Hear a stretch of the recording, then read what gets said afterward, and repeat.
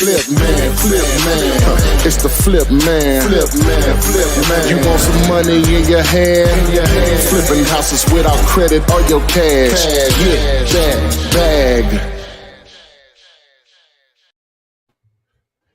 Hello, and we're live for show number 167. We're live on YouTube, Facebook, Instagram, Periscope, Twitter. Periscope, Twitch, TikTok. We're here to hopefully answer your questions about real estate investing and send you on your way. It's a gateway to a lot of financial freedom, whether it's real estate involved or not. You can build a lot of capital in a very short amount of time.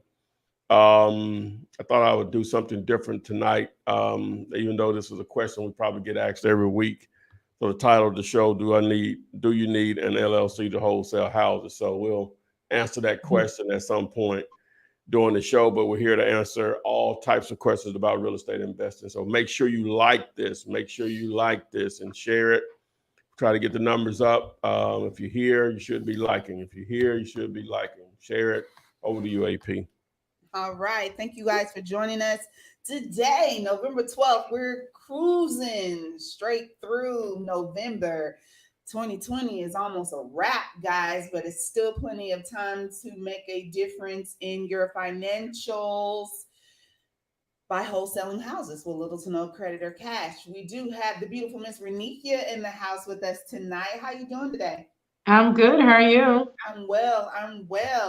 Guys, yes, like, thumbs up, subscribe, click the bell so you'll be notified anytime any new content is uploaded. YouTube, Facebook, TikTok, Twitter, Twitch, all of the social media platforms. And Miss Renikia Williams is also available across all social media platforms as well.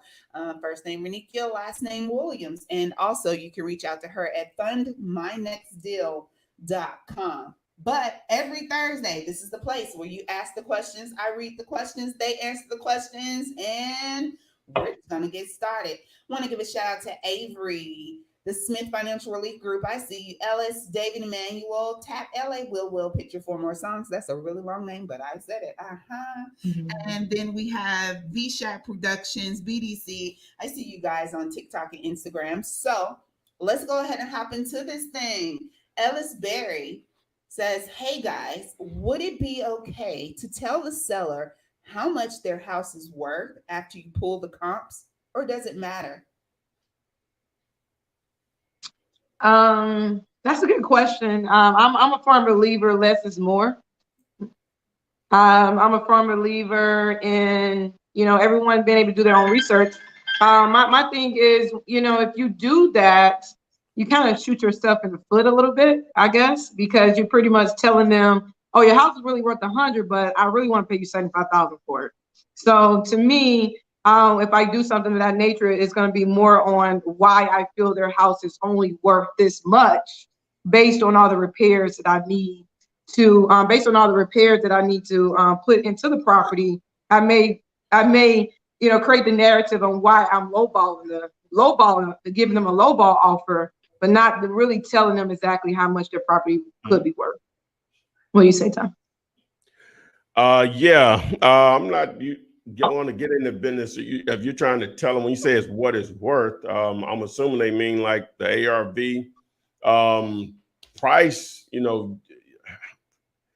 Not really telling them what it's worth. You're trying to get to a price that works for you or whatever. So if they meant making an offer, that's what they really meant, then that's one thing. But I'm still going to try to get them, as Renikia say, to actually try to pull the least amount out of them. Sometimes they won't. So at that point, you're just going to have to make an offer actually less than probably what you're actually willing to pay.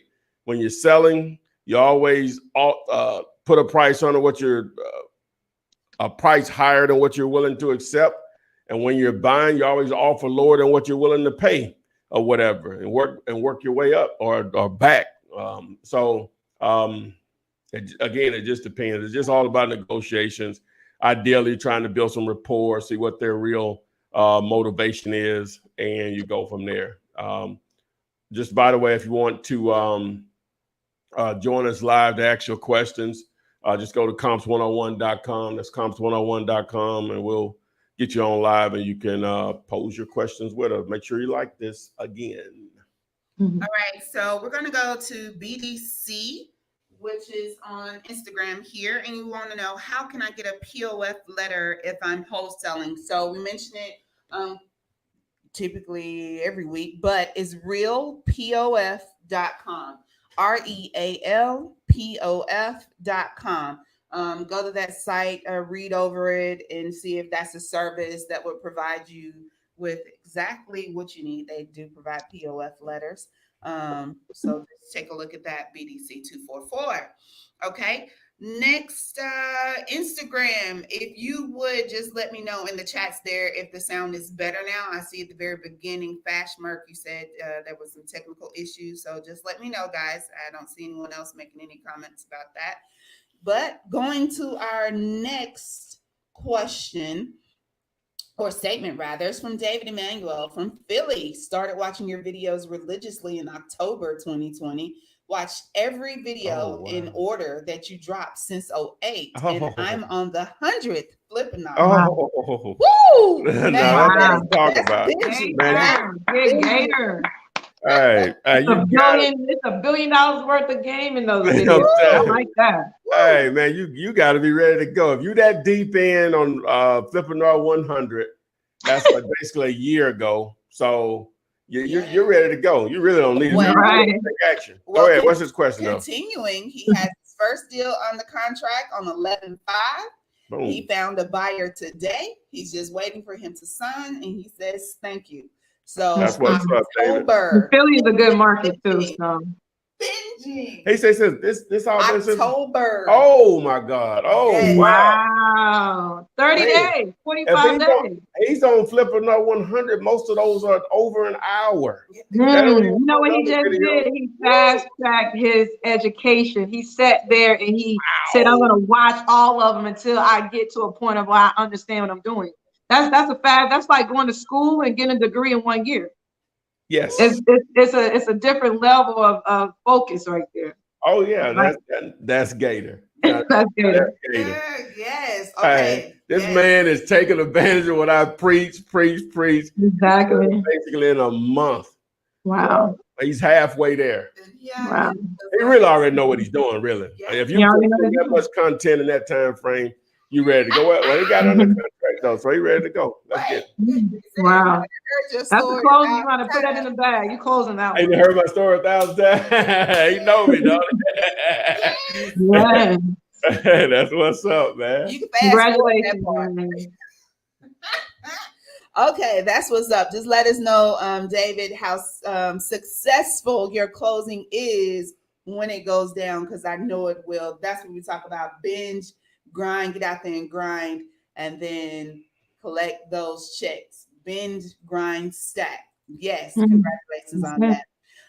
So Avery says, how's everything going? Well, thank you for asking. Do you have to pay a lot of taxes at the end of the year on your wholesale deal? So every week we kind of get asked in some form, shape, form, or fashion about taxes. And we said every week, that's a good problem. If you have to pay taxes, that means you made some money.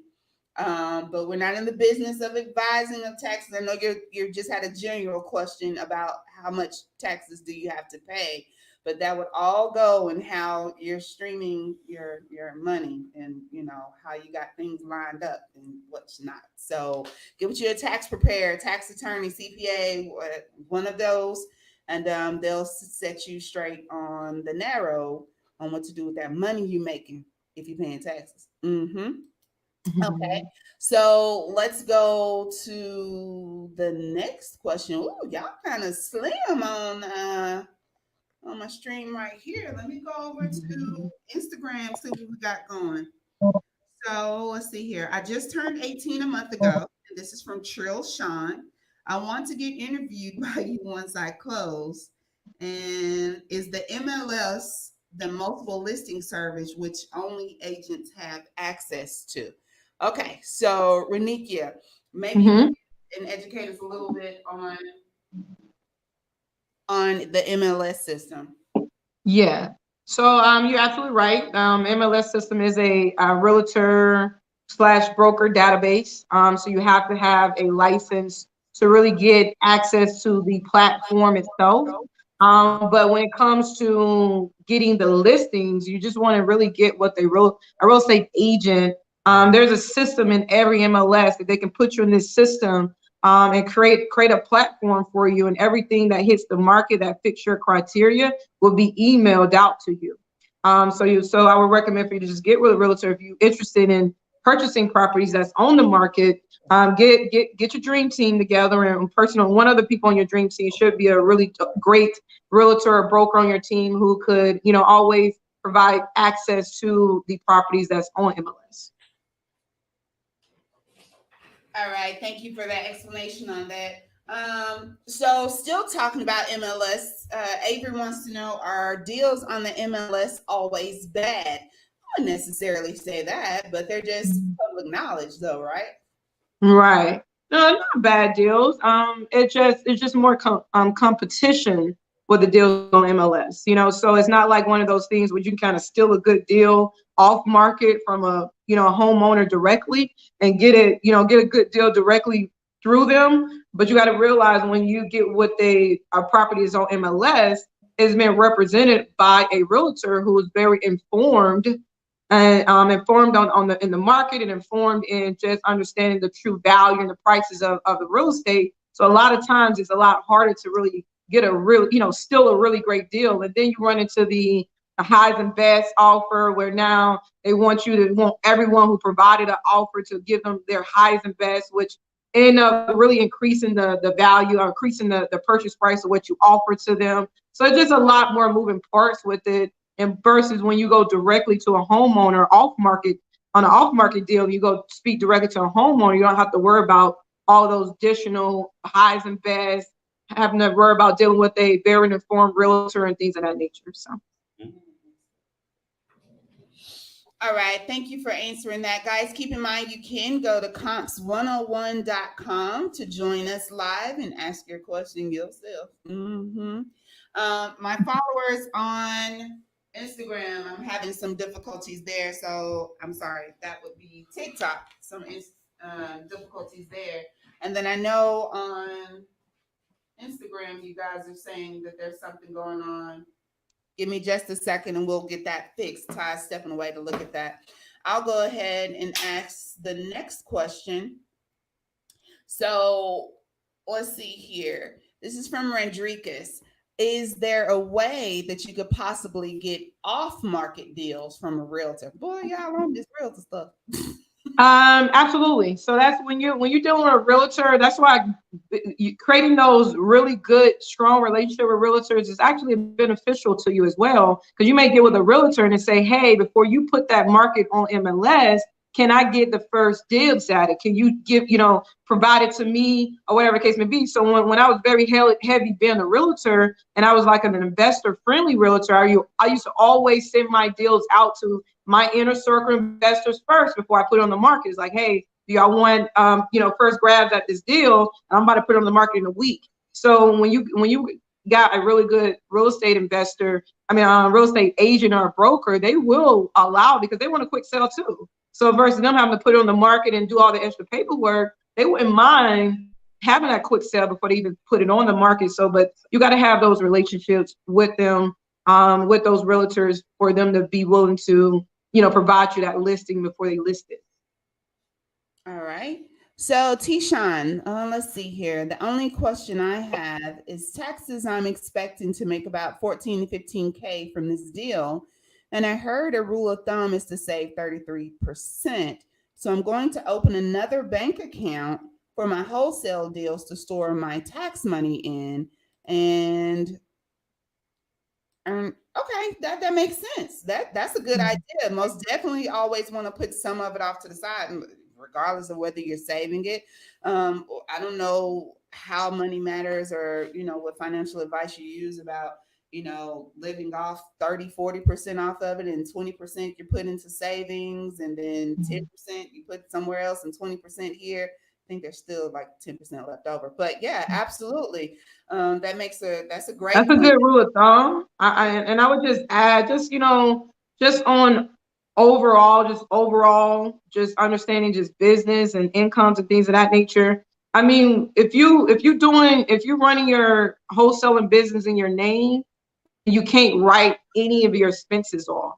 That's one of the reasons why we wholesale in a business name, or we just do business in a business name, because that $15,000 you're paying taxes on, you're able to lower your tax liability with your business expenses. So if you have $10,000 of business expenses, you're really only paying taxes on the difference, which is the 4,000. So like they say, get with a great CPA, because with a great CPA, you're not paying full taxes on all your money. You're lowering your tax liability by deducting all of your business expenses.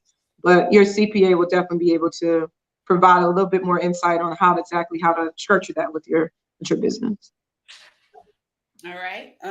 So next question is going to be from Twyla Loving. Thank you for the gems. I'm just a week in researching wholesaling and plan on diving in next month. Is it common to ask for earnest money from a buyer? And if so, how much? Heck yeah, girl. It's a must, actually. Yeah. Because earnest money say I'm serious, basically. Earnest money say I'm serious. So it really depends on who you're dealing with. To be honest with you, I'm gonna do a minimum 500, but for anyone that I'm dealing with. But if I'm dealing with a seller and I'm trying to buy their house, I may just throw $100 out there, because as a seller, then you got to know what you want to take. If I throw 100 out there and you take it, then the earnest money is $100. Although I'll be willing to pay 500, I'll be willing to pay 1,000, but if they don't negotiate that, then I'm not gonna pay for more than what they willing to sell. So if I'm wholesaling the deal to an end buyer, absolutely, they're gonna have to put some skin in the game and let me know they're serious. $100, a wholesaler will lose $100, not even think twice about it. And next thing you know, you lost and they lost and everybody lose. So if I got my partner in the contract, then I'm gonna make my end buyer put a minimum $500 up, because I need to know you're serious. In order for us all to get to the closing table. So you want to make your end buyer put a little money in game. $100 is an insult. Because people can walk away from $100 when you wholesale. When you picking it up, you want the $100 deal. All right, sounds good. Let's see here. King Alonzo. I'm for sure a person who will get into real estate. What would be the best starting point? Oh, did I put an R in point? Sound like mud deal. Okay, let's start over. I'm for sure a person who will get into real estate. What would be the best starting point? Reverse wholesaling. So we talk about this, like you're at a good spot now. You're joining us on live, but we just mentioned earlier about the videos, about the other young man who's been watching the videos, which gives tons of, but also mentioning reverse wholesaling. Some listeners prefer to do it that way. So what's your advice? Where do we start? Education. But my point is, reverse wholesaling and wholesale is all the same. You either got the house looking for the money, or you got the money looking for the house. So it's really all the same. Personally, I like reverse wholesaling because I rather secure the money first and then find a house. And to me, finding houses is a lot easier than finding the money. But some people finding the money is easier than finding the house. So to me, both of them works. It's just what you have, and depending on what you have will determine if you're going to reverse wholesale it or you're going to do a regular wholesaling. But education is the first starting point. Wholesaling, reverse wholesaling is just a form of wholesaling. If you know wholesaling, reverse wholesaling. It's almost the same thing. It's just starting with two different pieces of the puzzles. I don't know if I answered that question when you said that. You did. I think educating yourself consistently, whether it's the videos here with us on Thursdays, joining the REIA groups in your area, joining the Wholesaling Real Estate with the Flippinar Facebook group, or, you know, diving in on the social media content that's uploaded daily. Educating yourself consistently is going to be where you start, regardless of whether you reverse wholesaling or just, you know, taking the, you know, the regular route of wholesaling. You got to educate yourself, because if you don't even know what that is, then you're at square one regardless. This is from Instagram. Your thoughts on the 1031 exchange getting abolished? I don't know what that is, so You know, it's getting abolished. I didn't know 1031 was going away. But 1031 exchange is based on when you make a capital gains or capital gain lump sum from like doing a real estate deal, like a fix and flip. You're able to put that money into pretty much wrap it into a 1031 exchange, which allows you to invest that full amount of capital gains into another real estate deal without having to pay taxes on any of the money. Deferred. Pretty much. Yeah. So it allows you to defer taxes by dumping your entire capital gains into another deal. I haven't heard anything about it going away. And honestly, you don't need a 1031 to dump your money to another deal to defer your taxes. So, you know. All right. So, guys, don't forget that you can join us at comps101.com. No one has come on board as of yet, but that is comps101.com. And that gives you the opportunity to join Renika and Ty, the Flipman, live and ask your question. Ty, you mentioned earlier that you wanted to discuss LLCs. You want to do that now? Yeah. Well, basically, I wanted to add a topic specifically. I guess we'll change that, you know, each show or whatever. We'll talk about whatever, but and this is a common question that we get asked every week. But of course, you want to set up some type of entity because you're running a business. But the question is, do you need one? Yeah, because you're running a business. But to start, some people may not have the money to invest into an LLC and to start actually marketing to generate leads. So I'm always going to side on spending the money on that'll send you in the direction of doing your first deal, because it's not going to kill you to do one deal in your name.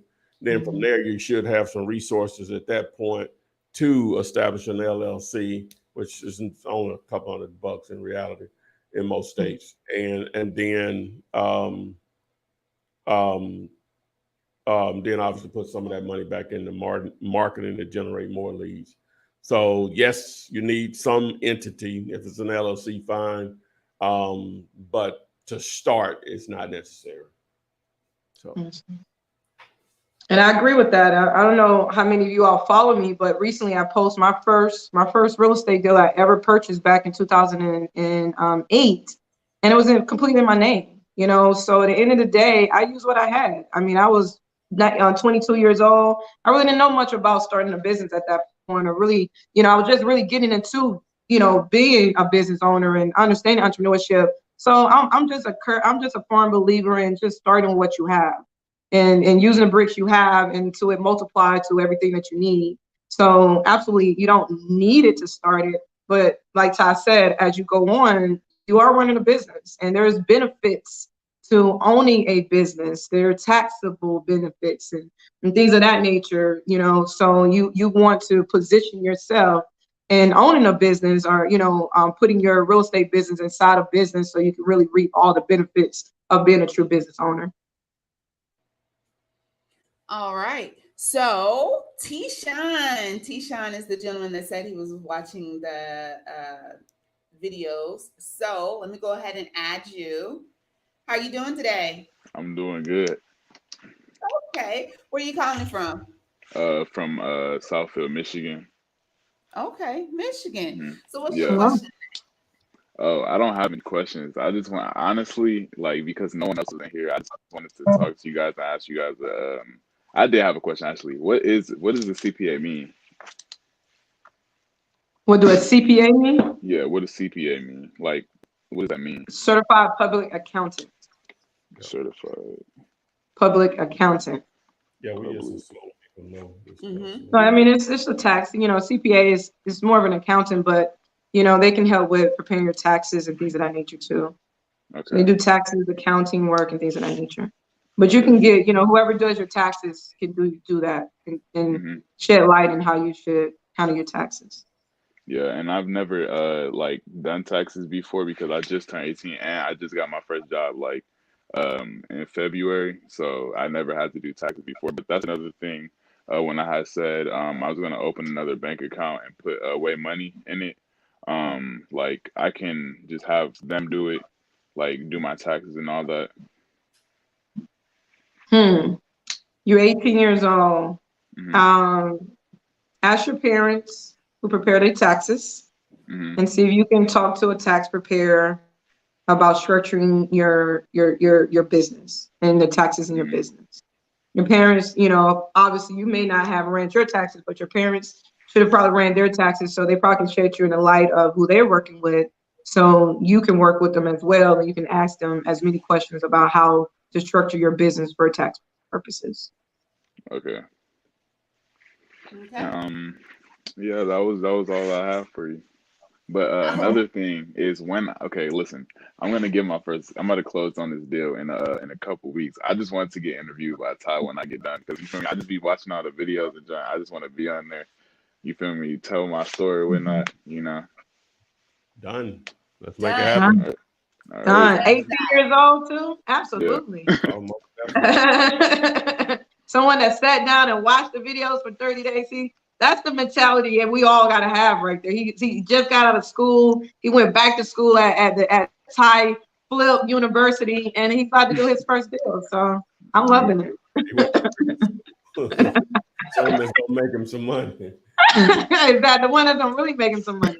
So yeah, absolutely. 18 years old. That's commendable. The other one Mhm. teaches you how to make other people money. Exactly. All right. Well, thank you, Congratulations. John, and we look forward to hearing that story when you get Mhm. that check. Okay. Mhm. Thank you. No worries. Thank you. You have a good night, love. You too. Mhm. All right. So be like T-Shun. That's the gem of the day. Yes. T-Shun. Hungry. I Hungry. thought it was David that went through the video. You know I thought it was Eugene, but No, it was David. It was David. David Emmanuel. David Emmanuel went through all the videos. Man. T-Shun was the one that was 18 that just started. Okay. And yeah, so Still David, good too. both but, yeah, we good. wanna- I'm sorry, I gotta give you proper credit. Property. David started in October. Individuals. Sure did. October 2020. They both, smacking to me good. Okay. Yes, David, you can have an interview too. David says, I want to interview too. Most definitely. Most definitely. This is real, guys. This is life changing. Should be having one come out tomorrow, Saturday, if I can have the time to upload. But my man Dexter out of New Orleans, he made $33,740 on his first. Hey, best friend. Hey, best friend. That's my Right. best friend. They doing it like that. Hey, baby. Hey, cash. New Orleans got some really good property values too. Oh yeah. Yeah. Right, that's what's up. Nice. I am my call says I have a graphic design LLC. Can I do something real estate wholesaling under it? It's called Michael Clark Media Design. Possibly. I mean, you can always do a DBA, doing business as under the main one. So absolutely, you still kind of want to at some point separate the two. And again, not wanting to get too much into tax advice. But yeah, I don't know how well your graphic design business is doing, but you may not want to keep them combined forever. But it's most definitely a start. It's a business. So yeah, absolutely. You can call it Michael Clark Media Design and Investing. Boom. Exactly. There it is. Exactly. Yeah, that tag It's there. a business. It's an EIN number. Yeah, absolutely. So Lisa Page says, how do you feel about virtual wholesaling using Zillow or any other real estate platform in the Atlanta area? I have heard of people finding expired listings and turning them into deals. So let's talk about expired listings or maybe the ones that's been on there for 250, 350 plus days. So very, Me. very long time or expired. Could that possibly be a deal? Absolutely. I mean, expired listing is one of those old goody real estate agent marketing strategies. Like every real estate agent is taught to call expired listing. So expired listing has always been one of those oldie and goody strategies that is taught by a lot of real estate brokers and in the real estate agent and broker industry. And that's how they go and find a lot of old, listings that they could reactivate or whatever the case may be. So absolutely. I mean, I'm all for any type of lead generation, and expired listing is a form of lead generation. Zillow is a form of being able to find leads through Zillow as well. So, absolutely. I will use all the platforms, in order to really be able to tackle all angles. So you're able to really bring leads in on a consistent basis. I don't think it's just one thing you need to be doing to bring leads in on a consistent basis. I think there's a multiple campaign type of scenario on a consistent basis to help you continue to be consistent in lead generation. Okay, so this is a really good question from Leo Patterson, and it's in regards to owner financing. So, is owner financing possible when the owner still has a mortgage on the property? Would we pay off the mortgage first, then negotiate terms? Owner financing is possible with the mortgage on it, as long as what they're selling it, the terms they're selling it to the end buyer to is greater than the mortgage. If not, then you just got an upside down deal. It doesn't even make sense to even do an owner financing if it's upside down. So yeah, as long as what you're buying it for is greater than what the mortgage is. Okay. I mean, you can own finance anything, honestly. No matter if they do got a mortgage in it, because as an owner finance, you don't take possession of it until you pay it off. So that homeowner continue to have possession of it regardless anyway. Okay, there we have that. Guys, don't forget you can join us at comps101.com. You still have time to join us live. Make sure you hit the like, subscribe button, whatever platform that you're on, whether it's YouTube, Facebook, Instagram. TikTok, unfortunately, is down right now, I believe. And Periscope and Twitch. Like, subscribe, and share. And again, that's comps101.com. So Mike Hall has a follow-up question is, what is the best skip tracing strategy for driving for dollars? What you got, Ty? Yeah, just do a search for skip to flip. It's on my shirt. It's on the screen. All right, that was easy. Mm-hmm. Really? So Sierra Sherry wants to know, how do you structure our owner finance deal and what contracts do you use for the deal? So we just spoke about owner financing possibility with the home that has a mortgage, and as long as the terms exceed the amount of the mortgage, you can most definitely owner finance that property. But how do you structure that? Well, there's not going to be just one way to do it. It's going to be a deal by deal situation. If it's a situation where they don't owe anything, that's one thing. If they don't owe anything, or you're just going to do just straight principal, which most people probably won't do, but some will, just for an increase in the price or whatever in a shorter term. You go from down payment, if any, first price, total price, interest, if any, the number of months or the terms, down payment, if any, and so on. Then the different types of owner finance, just a straight owner financing similar to a note like a bank. You can have what they call a land contract. Basically, you don't take possession until you pay it off. You got your subject to, and that's where they have financing in place.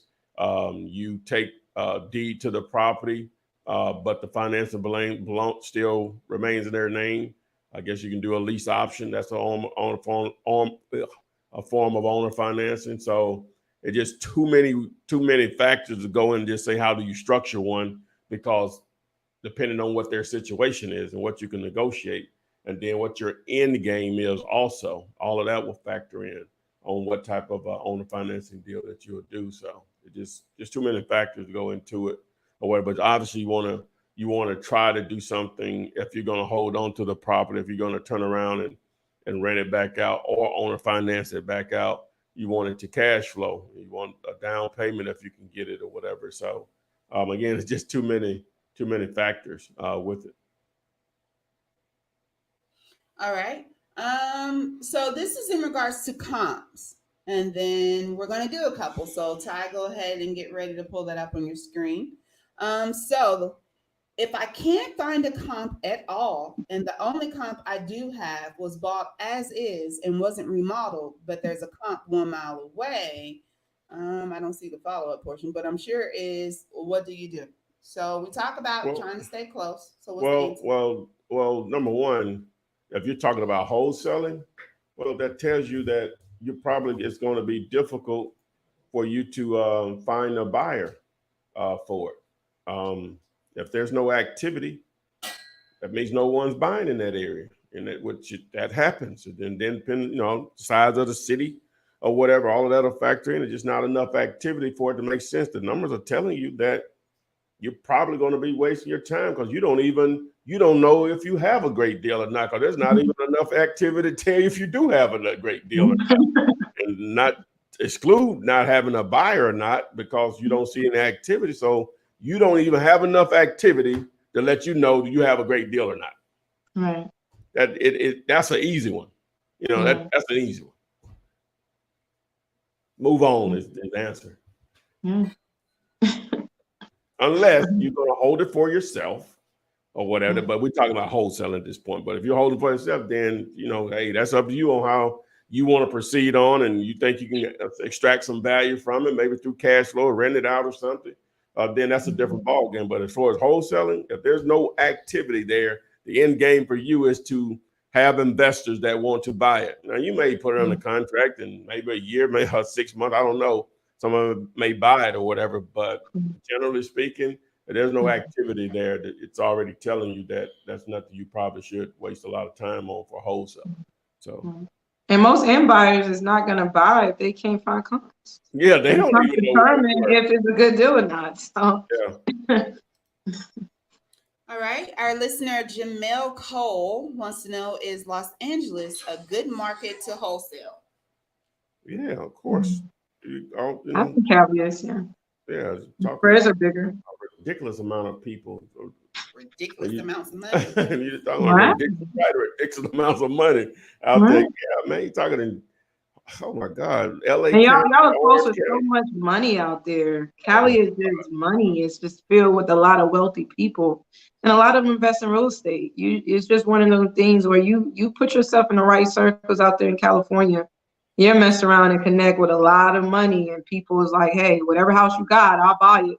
Because they savvy business owners, and true wealthy people just invest in real estate. So, I think, yeah. I think Cali is maybe expensive on the fix and flip or something like that side, because acquisitions are so much higher. But a wholesale side, I think is a gold mine. Because on a deal that we will make $5,000-$10,000 on, you'll make 30, 40, 50, 100,000 on, because it's just the spreads are just bigger out there. All right. So as I said, we're going to run comps on a couple of addresses you guys have posted up. So if you hear me say your name, please kind of be standing by so you can respond if we have additional questions. So we're going to take SW6, and this is a Maryland address. It is 5922 Baltimore Street. And the zip is 21207. It should be Gwen Oaks, Maryland. 21207. You said 5922 Baltimore Street? Correct. I shouldn't have spelled street. And what we're using, guys, is dealulator.com. It is a service available to each and every one of you. There is a 5-day trial period. This earlier. And no, and then and then you can subscribe. It would be a wonderful tool to add to your war chest. So, looking at this property, what will we use for comps? Jamil and I looked at this property earlier. Yeah, I'm letting you know that we looked at this property earlier. We're not gonna do this. We already looked at this. We already counted. Well, it was just on Instagram. I'm just going off that. See, S-dubs, you get me in trouble. Oh, Facebook user. So I hear 3 voices. How come I only see 2 faces? Because I'm behind the scenes. She's a wizard. Bring her back in the front of the camera, y'all. Hide the men. Hey, she's a wizard. She want to make everything happen. Oh yeah, that's what's advised.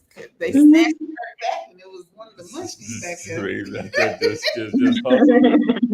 hustling them. There was no wizard.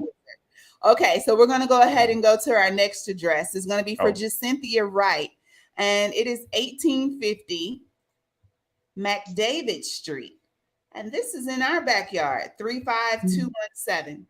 1850 McDavid, one word, Street, 35217. It's in Birmingham? Okay. Yes. Okay, that's over in like Tarrant. See. Okay, they paid 27 for it back in 13. So I'll see what we got here. Where is this? It's over by the airport. It's over there in England. Okay. All right. So let me blow up the map here. And guys on Instagram, of course, I know you can't see this, but if you come back about 42 minutes into the video, you'll see Ty using dealulator.com to pull comps on the address that our listeners have given us today. We're just gonna put a boundary around these comps here. Really not one in that actual street right there where that's located. That's cool though. So it was built in 1970. It's newer than anything else that's here. No, we're throwing this out. Let me do this. Exclude. Okay, boom. All right. So those houses in there, just like you can see the cash transactions, 25, 31, 35. So that's letting you know right there. In order for you to make money on the property. Now the ARV in that area is going to be in the 50s, the 60s. But in order to make money, you're going to have to get yours probably 20 or below to make money. Maybe in the 20s if it's livable, whatever. But in most cases, 20 or below in that particular area of Birmingham. So you're fortunate on that. I can just tell you on that. The ARV is around 60. Yeah, around 60 or so. Okay. All right. So Jalen Childress, you're up with your address. It is 1530 South 4th Street.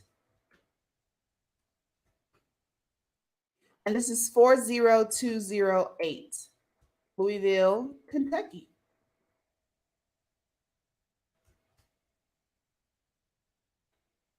What'd you say it was? It's 1530 South 4th. They spelled out 4th, Fourth. I don't know if that makes a difference. Let me see. No, that's it right there.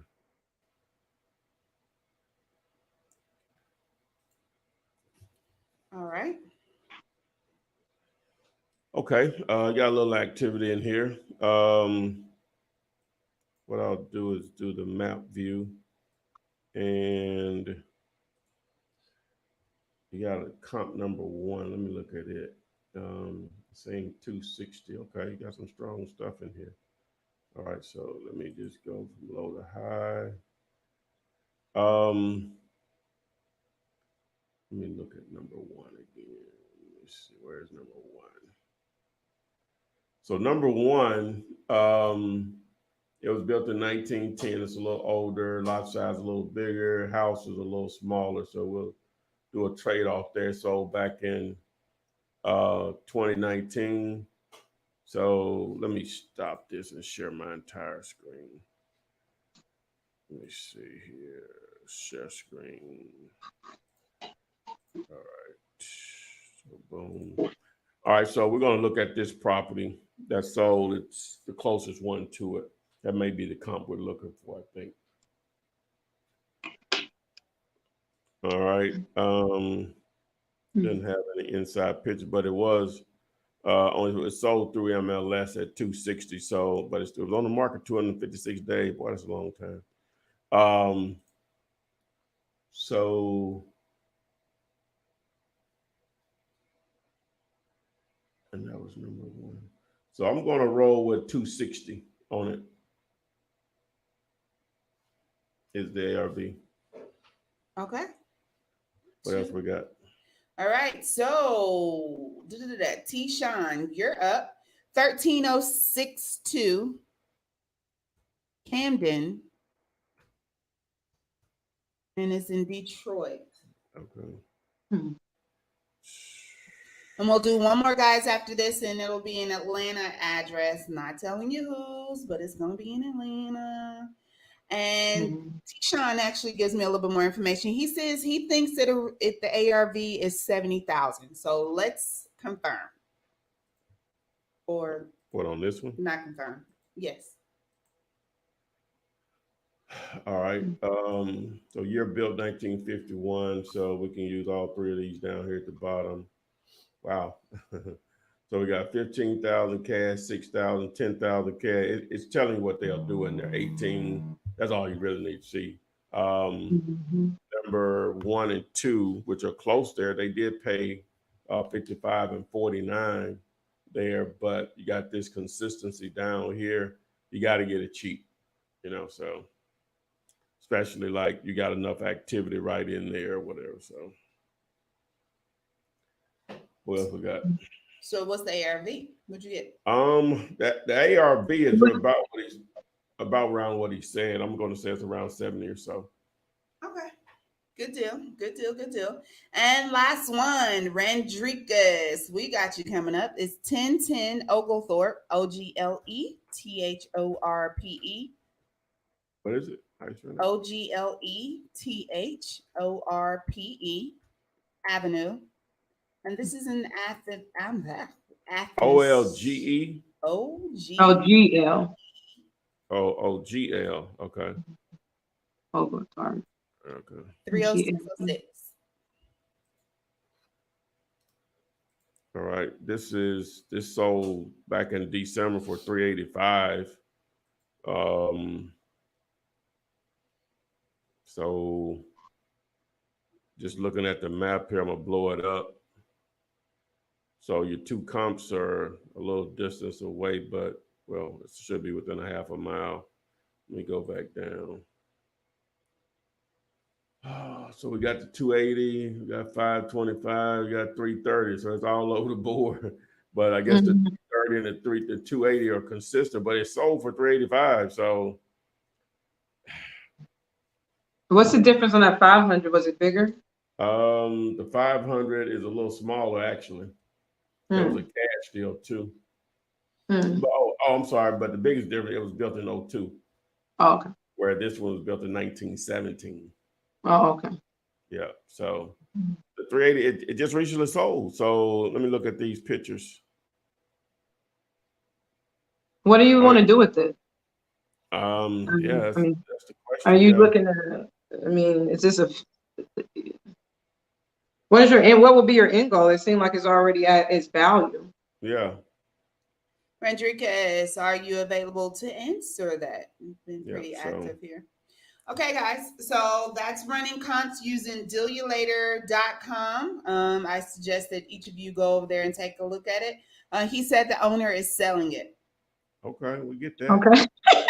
What do you want to do with it? And if what do you want? Price is he selling it? Because you just bought it at $385. You're gonna want to get your money back. Right. Yeah. So That looks more like a retail deal. Yeah. Okay. All right. So there we have it, guys. And I think Ty don't you do comps earlier in the week or in the day? Just before we start here, an hour before. Okay. So yeah, that would be most definitely if you have the opportunity to join him and Jamel to get comps done. Renikia, again, is available across all social media platforms. Her company, Funding Key Financials, is able to assist you when you get ready to take your wholesaling game to the next level. Renikia, I guess, can you tell the people that aren't familiar what your company does, what exactly they can expect if they reach out to you and what they would need? As always, I'm thankful to be a part of the Flipman show. My goal is to bring just creative financing to the table. As you all know, we teach each and every week about being able to buy and sell real estate with little to any money. In some cases, absolutely no money. But it does come a time where you need, if you wanted to, take your real estate business to another level, like to fix and flip or buy and hold, or just wanted to tap in and be able to buy some of those resources and tools that you need to, just really be that successful real estate investor. And then at some point in time, you may want to leverage your credit. And so we provide creative financing options such as unsecured financing to help you offset your down payment, offset some of the expenses associated with investing into the tools and resources that you need. We also provide private lending for fix and flip, buy and holds, new construction, and commercial products. So if you are interested in leveraging your credit up to $150,000 and get unsecured credit to help you offset some of those expenses, or a fix and flip loan, or a buy and hold loan, a new construction loan, just go to fundmynextdeal.com. All right, there you have it, guys. Fundmynextdeal.com, and you can reach out to Renikia or someone of her staff. Ty, do you have any parting words for the people tonight? That's it. That's it. Okay, guys. Well, I want you all to continue to be safe. Make sure you're binging out there. Dial Properties, we do start at 7 p.m. Central, ending around 8. Normally we run a little over, but tonight we need to go ahead and close out. So join us next week. Join the groups and make sure you're got your subscriptions so you'll be notified when content is uploaded later, guys. But without further ado, we're going to close out, and we'll see you all on the flip side. Flip man, it's the flip man. You want some money in your hand?